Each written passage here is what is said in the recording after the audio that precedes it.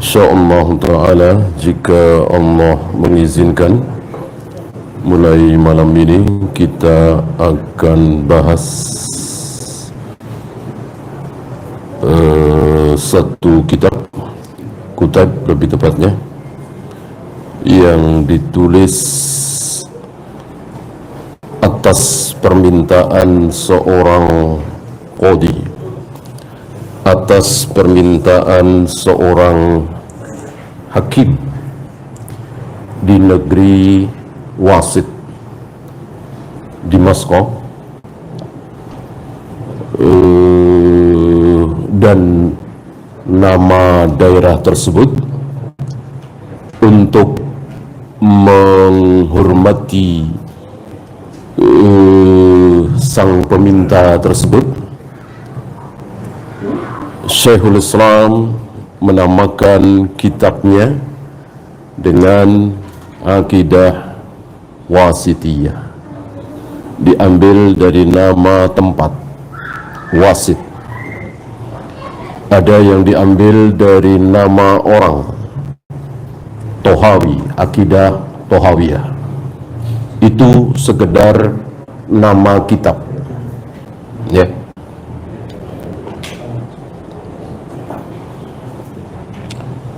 Bukan nama akidah, nama kitab. Akidah tentu akidah ahlu sunnah, akidah salaf, akidahnya para nabi, para rasul, para sahabat, para tabi'in. Tidak ada yang berbeda.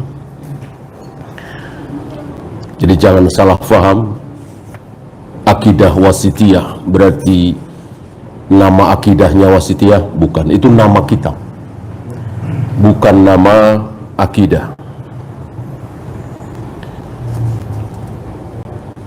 Ditulis oleh Syekhul Islam Ibn Taimiyah. Siapa beliau ini? Tidak usah kita bahas, ya, kita lewatkan saja. Sudah terlalu sering para asatidzah membahas beliau. Di tengah-tengah cacian, makian, cercaan, hujatan kepada beliau, para asatidzah, para ulama salaf tidak ikut-ikutan, justru malah membela. Nah, ini ciri khas ulama salaf, berani berhadapan dengan mayoritas, tidak cari aman. Ciri-ciri ulama salaf tidak cari aman, tapi membela kebenaran. Beda dengan yang bukan salaf. Muhammad bin Abdul Wahab, nanti orang akan lari dari kita. Ini bukan akhlak salaf. Salaf justru membela. Siapa Syekhul Islam, siapa Syekh Muhammad bin Abdul Wahab, dibela. Diawali oleh Ibnu Umar ketika terjadi syubhat bahwa Utsman tidak ikut perang Badar, Utsman lari dari perang Uhud, Utsman tidak ikut Bai'atul Ridwan. Padahal tiga-tiganya ini peristiwa besar, peristiwa mulia. Kok satu pun Utsman gak ikut? Bahkan dalam perang Uhud lari, melarikan diri dari peperangan, kan aib. Ini sebuah kesalahan. Maka Ibnu Umar tampil membela Utsman. Hari ini para asatidzah salaf membela Syekhul Islam, membaca kitab-kitab beliau, mengajarkan ajaran beliau kepada para jamaahnya, kepada muridnya, ya. Termasuk kitab yang akan kita bahas ini insyaallah ta'ala.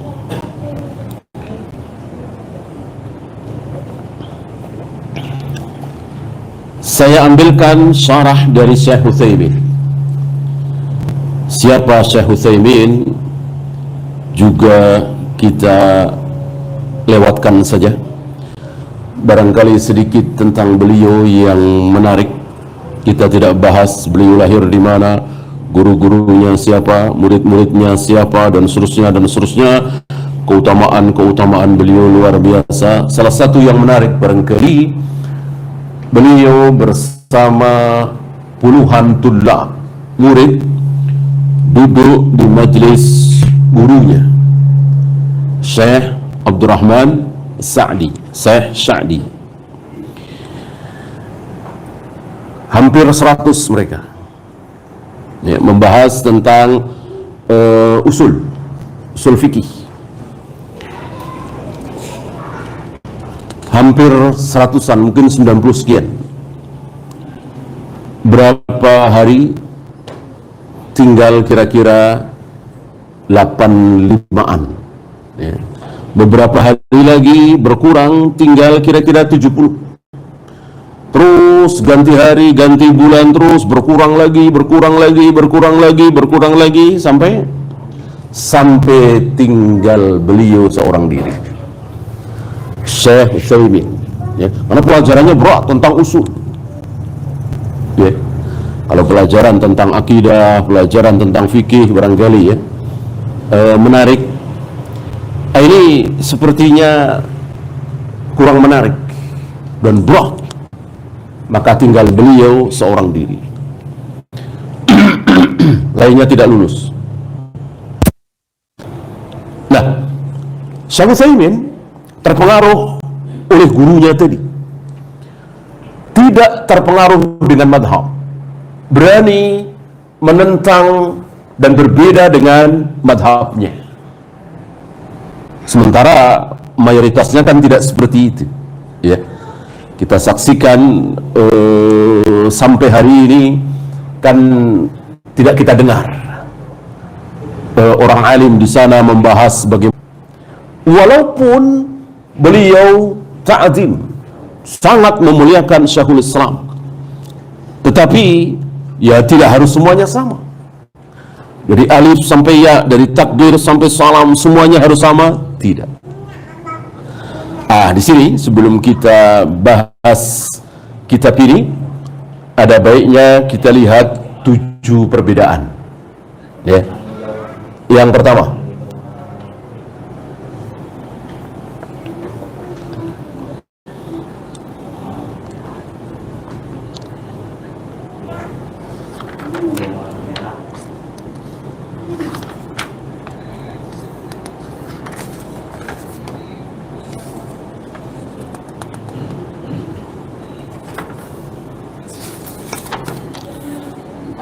tentang solat berjamaah. Tentang solat berjamaah, ini sedikit perbedaan antara beliau dengan Syekhul Islam, ya.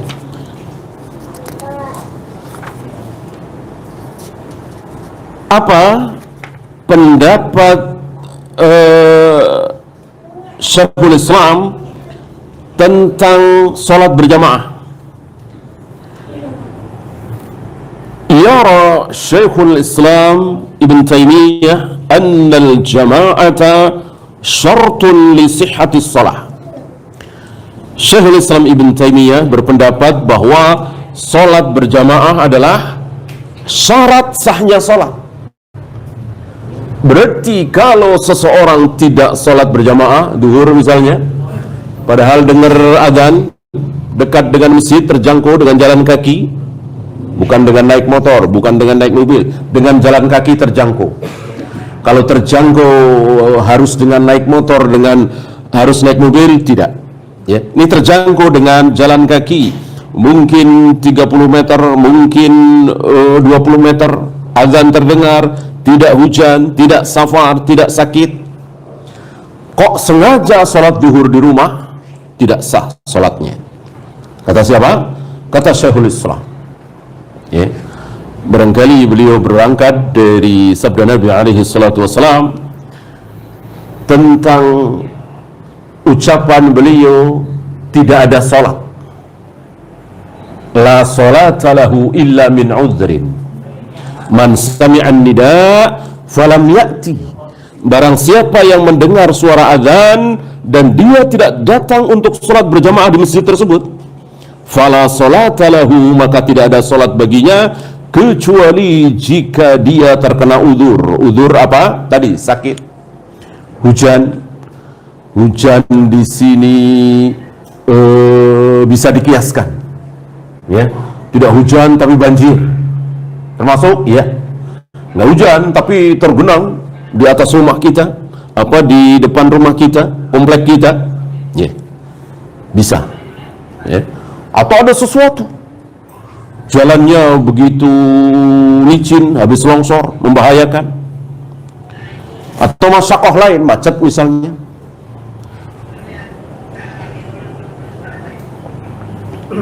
Fala salata lahu illa min udrin, tidak ada salat baginya kecuali kalau ada udzur. Tidak ada salat berarti tidak sah.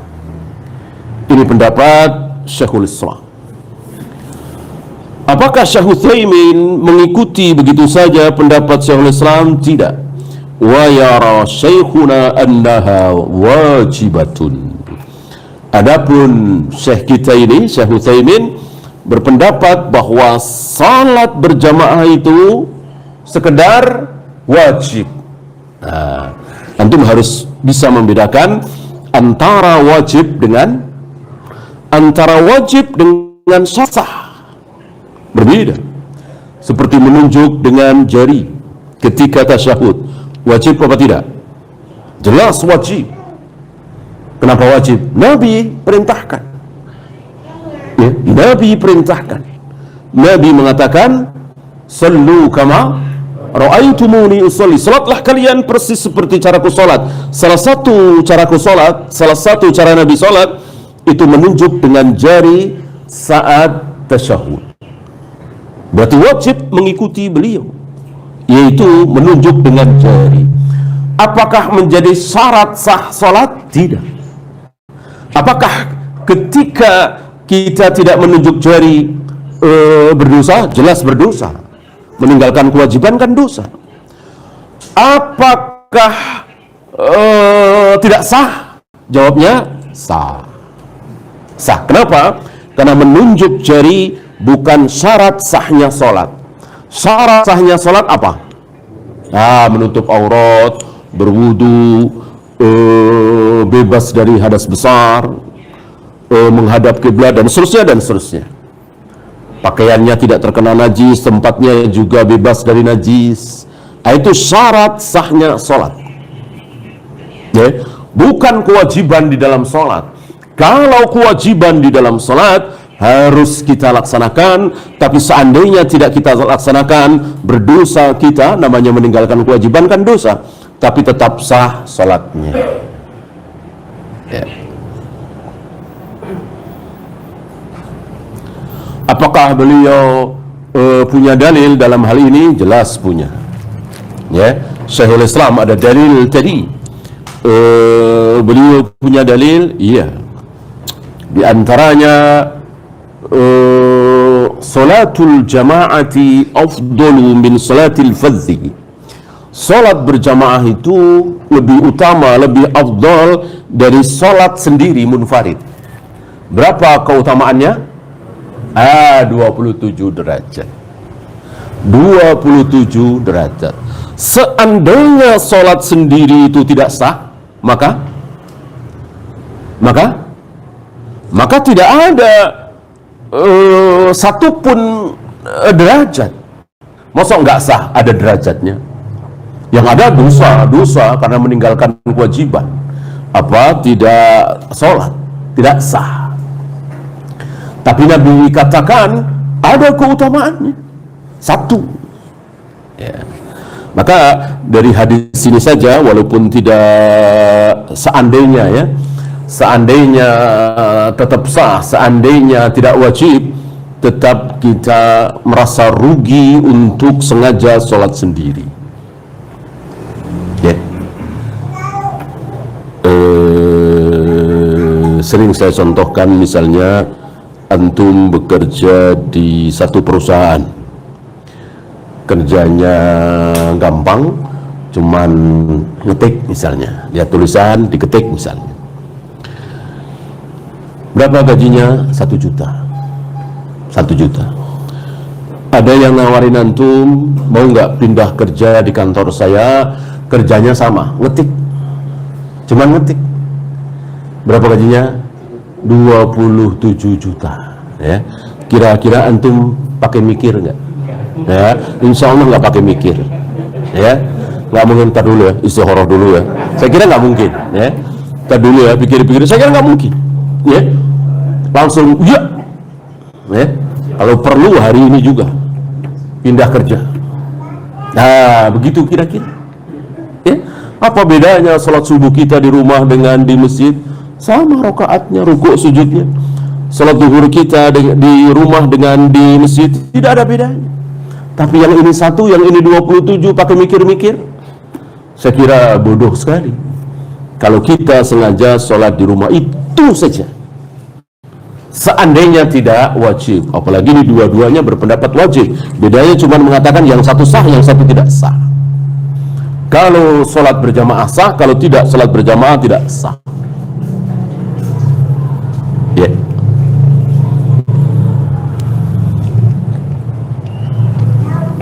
Ada sanggahan begini.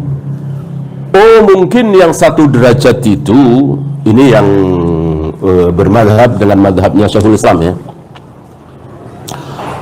Mungkin yang dia dapat 1 derajat itu yang sakit, atau yang safar, atau sedang hujan, atau ada masyaqqah. Intinya dia dalam keadaan tidak wajib ke masjid, tidak wajib sholat berjamaah, maka dia sholat sendiri di rumah. Nah, itu yang 1 derajat. Betul? Lebih salah lagi. Ya, karena orang yang terhalang sehingga tidak melakukan sesuatu, maka dia sudah dicatat oleh Allah melakukan sesuatu sama persis, tidak dikurangi. Maka walaupun kita sholat di rumah karena sakit, walaupun kita sholat di rumah karena hujan, maka 1 apa 27? Tetap 27. Ya, karena bukan maunya kita. Allah yang membuat kita tidak bisa ke masjid. Allah yang menyuruh kita lewat nabinya bahwa kita lebih baik sholat di rumah karena hujan dan seterusnya. Ya. Ini salah satu perbedaan antara beliau dengan yang mensyarahkan kitab ini ya, dengan yang menulis kitab ini. Matannya. Dan begitulah pensyarah. Pensyarah itu tidak harus, apa istilah kita, membebek, taklid buta. Jadi sama persis dengan pendapat ulama yang dia syarahkan. Tidak. Dan beliau mau mensyarahkan kitabnya Syekhul Islam, menunjukkan bahwa beliau sangat siqah dengan Syekhul Islam, memuliakan, ta'zim terhadap Syekhul Islam. Tapi bukan berarti bahwa semuanya harus mengikuti Syekhul Islam. Tidak boleh beda, tidak seperti itu. Ini salah satu contohnya. Contoh kedua, sekira 7 lebih ya. Yara Syekhul Islami annal mutamatti'a fil haji yakfihi sa'yul umrati an sa'yil haji. Syekhul Islam Ibn Taimiyah berpendapat bahwa orang yang berhaji tamattu' maka sa'i umrah mencukupi sa'i haji. Ya, yakfihi sa'yul umrati an sa'il haji. Maka hajinya nanti, antum kalau haji tamattu, ya saya kira semua kita berhaji tentu haji tamattu. Dan tidak mungkin kita membawa hewan kurban ke Mekah, ya kan? Pertama sampai sana sebelum tanggal 9 kita umrah, ya, tawaf, sa'i, tahallul. Nah, sa'i umrahnya ini mencukupi. Nanti ketika haji, setelah tawaf udah tahallul, tidak perlu sa'i lagi. Ini pendapat Syekhul Islam. Ya, saya kira kebanyakan dari kita dari negeri kita ini tidak. Karena ketika kita sudah umrah sebelum tanggal 9, nanti tanggal 8 hari tarwiyah, tanggal 9, tanggal 10, tanggal 10 kan yang paling banyak nih. Ada tawaf, ada sa'i, ada menyembelih, ada melempar jumrah. Maka tawaf dan sa'i, kalau menurut Syekhul Islam tidak perlu sa'i lagi kalau waktu umrah dulu sudah sa'i. Ya. Wa yara syekhuna anna sa'yal umrati la yakfi an sa'yil haji. Adapun Syekh Utsaimin tidak. Bagi Syekh Utsaimin tetap harus sa'i setelah tawaf. Ya. Karena sa'i memang tidak ada tanpa tawaf. Tawaf tanpa sa'i bisa. Sa'i tanpa tawaf tidak bisa.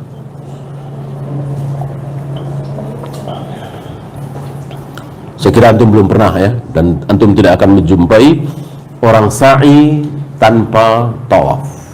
Ya. Adapun tawaf tanpa sa'i ya banyak sekali. Ada tawaf sunat, ya, ada tawaf wada. Ini kan tanpa sa'i. Kapanpun kita mau tawaf maka bisa. Ini tawaf sunnah. Bahkan ada pendapat salat tahiyatul masjid di Masjidil Haram tidak ada. Yang ada tawaf, ya. Tapi saya kira pendapat ini banyak ditentang, ya. Artinya tidak ijma para a'immah. Ya, kita lanjutkan yang ketiga.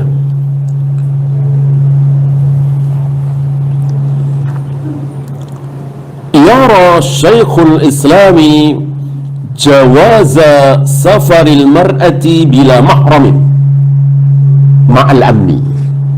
Syekhul Islam Ibn Taimiyah berpendapat bahwa wanita boleh safar tanpa mahram dengan syarat aman. Ini salah satu pendapat Syekhul Islam. Ya. Beliau tidak membawakan dalil.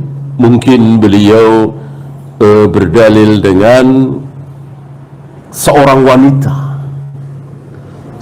wanita berjalan seorang diri dari San'a sampai Hadramaut. Itu akan terjadi nanti. Ini ucapan Nabi ketika ada yang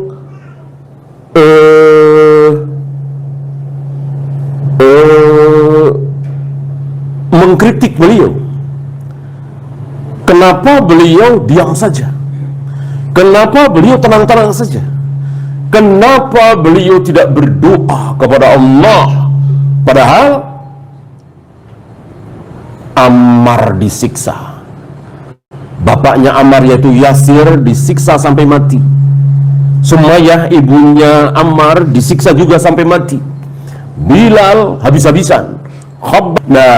Mewakili para budak yang disiksa itu, Khabbab bin Arad datang kepada Nabi alaihi salatu wassalam. Ketika Nabi sedang bernaung di naungan Ka'bah, mungkin agak sore begitu ya, matahari terhalang oleh Ka'bah. Beliau rebahan di situ dengan berbantalkan burdak beliau, seolah sedang santai gitu, lagi nyantai begitu.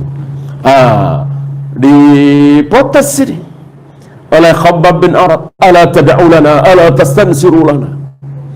Kenapa engkau tidak berdoa untuk kami ya Rasul? Kenapa engkau tidak mohon pertolongan kepada Allah untuk kami ya Rasul? Kami disiksa habis-habisan para budak gara-gara mengikuti ajaran engkau masuk Islam.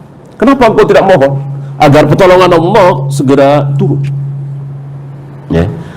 Lalu Nabi mengatakan jangan buru-buru.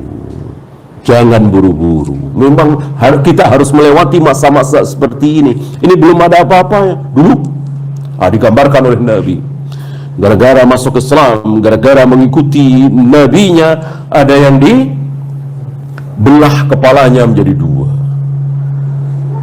ada yang digaruk badannya, terlihat tulangnya, dan ini semua tidak menjadikan mereka murtad.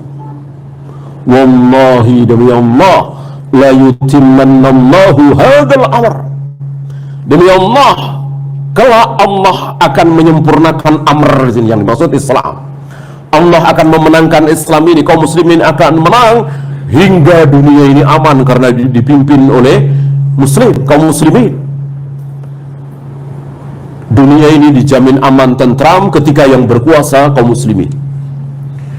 Dunia ini akan penuh dengan peperangan, pertumpahan darah ketika yang berkuasa non muslim, dan itu sudah kita lihat. Nah, saking amannya, kata Nabi, ada seorang wanita berkendara sendirian dari Son'a sampai Hadramaut. Jelas ini safar. Dari Son'a sampai Hadramaut, jelas ini jauh sekali. Entah berapa ribu kilometer. Sendirian. Nah, barangkali sabda Nabi ini dipakai oleh beliau, Syekhul Islam, untuk membolehkan seorang wanita safar tanpa mahram kalau keadaan aman. Ya. Sementara Syekhul Islam, Syekh Utsaimin tidak. Wa yara syekhuna adama jawazi safaril mar'ati bila mahramin mutlaqan. Secara mutlak tidak boleh. Tidak ada kaitannya aman atau tidak, menimbulkan fitnah atau tidak. Intinya secara mutlak seorang wanita tidak boleh safar tanpa mahram. Safar ya, bukan pergi keluar rumah, bukan. Safar keluar kota tentunya, apalagi keluar negeri, jelas itu safar. Lalu bagaimana dengan hadis tadi, dengan sabda Nabi tadi? Kan ada wanita safar dari Son'a sampai Hadramaut kelak sendirian. Jawabnya itu cuman khobar, ya? Itu cuman khobar, dan itu akan terjadi nanti. Kecuali itu sudah terjadi di zaman Nabi, Nabi diam saja kan belum. Ya. Apakah ketika Nabi mengkhabarkan sesuatu yang akan datang, lalu otomatis beliau mengiyakan, beliau membolehkan? Tentu tidak. Karena Nabi juga pernah bersabda bahwa kelak di akhir zaman akan ada seorang wanita yang berjalan melenggak-lenggok, rambutnya seperti punuk unta, berpakaian tapi telanjang. Apakah ini menunjukkan bahwa itu boleh? Tentu tidak. Ini khabar saja. Ya. Kelak di akhir zaman akan ada seorang pemimpin yang cambuknya tidak pernah lepas dari tangannya. Artinya hobi menyiksa, diktator, bengis kejam. Apakah ini menunjukkan bahwa Nabi membolehkan? Tentu tidak. Ini sekedar khobar. Oleh karena itu hadis tadi, kata beliau, kata Syekh Utsaimin, tidak bisa dijadikan hujjah bahwa safar tanpa mahram bagi seorang wanita halal dengan syarat aman. Ya, sezaman ya, paling banyak berdebat tentang berbagai macam masalah, dan keras sekali perdebatannya. Dan semakin keras ketika ada tulab, ada murid-murid yang menyampaikan, oh kata Syekh Albani begini, ntar kembalikan lagi, oh kata Syekh At-Tuwajiri begini, keras. Dan akhirnya sampai berita itu kepada mereka berdua masing-masing. Ya, terlihat seolah apa ya, bermusuhan begitu, seolah bermusuhan, dan saling tahu. Syekh Albani tahu siapa Syekh Tuwajiri, Syekh Tuwajiri tahu siapa Syekh Albani. Ya, sezaman. Tapi mungkin belum pernah bertemu ya. Hanya luar biasa.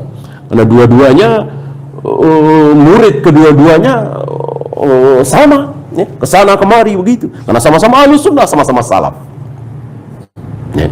Kalau perdebatan Syekh Albani dengan Yusuf Qaradawi ya itu sudah nggak ketemu ya, artinya jamaahnya berbeda tentunya, kan yang satu salaf, yang satu haroki ya, atau dengan Fatiyakan misalnya, atau sama Al-Audah misalnya. atau ayat Al-Qur'ani misalnya, itu sudah beda. Ini sama-sama Ahlus Sunnah. Dan ribuan permasalahan sama, terutama masalah akidah tidak ada perbedaan sedikit pun, masalah manhaj. Tapi masalah fikih beda dan keras. Kita tahu Syekh Albani kalau berbicara belak-belakan gitu, ya, tidak sungkan-sungkan.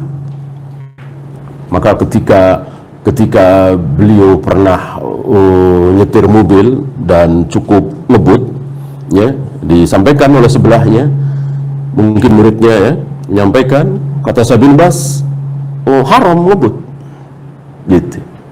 Dengan santainya Syekh Albani belak-belakan, itu fatwanya orang yang nggak bisa nyetir. Nah gitu kan, dengernya juga nggak enak ya kan, tapi ya belak-belakan saja ya. Artinya beliau yakin nggak haram, boleh gitu. Dan ketika disampaikan lebih dahsyat lagi, ketika disampaikan apa kata Syekh Albani bahwa ngebut halal, ya, yang mengatakan ngebut haram itu fatwanya orang nggak bisa nyetir. Nah, ketika disampaikan ini, apa kata Syekh bin Baz? Fatwa bahwa ngebut halal itu fatwanya orang yang belum pernah celaka, gitu. Ya, artinya ya belak-belakan aja, ya, nggak kemudian nggak enak sungkan. Padahal saat di masalah lain luar biasa mereka saling memuji. Ya. Nah, kembali ke Syekh At-Tuwajiri dengan Syekh Albani. Satu ketika Syekh Albani berkunjung ke Mekah atau Madinah, saya lupa, dan terdengar berita bahwa Syekh At-Tuwajiri sedang ada di bandara. Ya, biasa dengan murid tersebar. Dan Syekh At-Tuwajiri sengaja mau menemui Syekh Albani. Ya. Ini luar biasa, murid-muridnya itu ketakutan apa yang akan terjadi. Selama ini debat luar biasa, sangat keras perdebatan itu, tiba-tiba bertemu. Ya. Antum tahu apa yang terjadi? Ketika bertemu, dua-duanya berpelukan, nggak bahas masalah fikih sama sekali, berpelukan. Dan Syekh At-Tuwajiri memaksa Syekh Albani untuk singgah ke rumahnya, dijamu, ya, sedemikian rupa. Beginilah kira-kira akhlak para ulama, ya. Jadi berdebat itu ya ketika ilmiah, nggak dibawa nanti ke rumah masing-masing, ya, nggak mau ketemu, nggak mau ngobrol lagi. Itu kita barangkali, ya, kita barangkali begitu. Para imam tidak, ya, berdebat luar biasa. Ketika debat, ketika sudah selesai, sudah. Karena ilmu itu memang untuk dipertahankan, hujjah itu untuk dipertahankan. Ya. Sudah masuk Isya? Ya, kita salat dulu, nanti kita lanjutkan dengan soal jawab. Wassallallahu ala Muhammadin sallallahu alaihi wasallam wa akhiru da'wana alhamdulillahi rabbil alamin.